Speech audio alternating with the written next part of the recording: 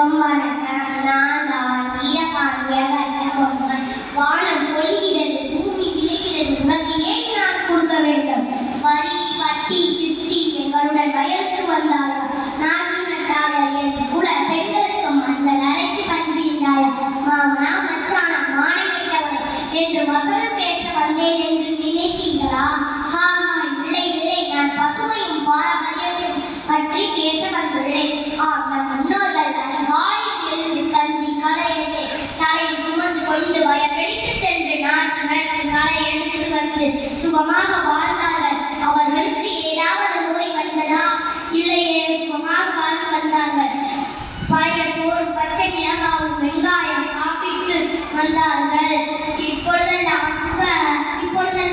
நாகரிக என்ற பெயரில் பீஸா, நூடல்ஸ், பாஸ்தா என்று சாப்பிட்டு வருகின்றோம். சாப்பிட்டு நம்முடைய ஆரோக்கியத்தை எடுத்து வருகின்றோம். ஏன் இது தேவையா? இப்பொழுதெல்லாம் சுகர் என்ற வியாதி நம் எல்லோரும்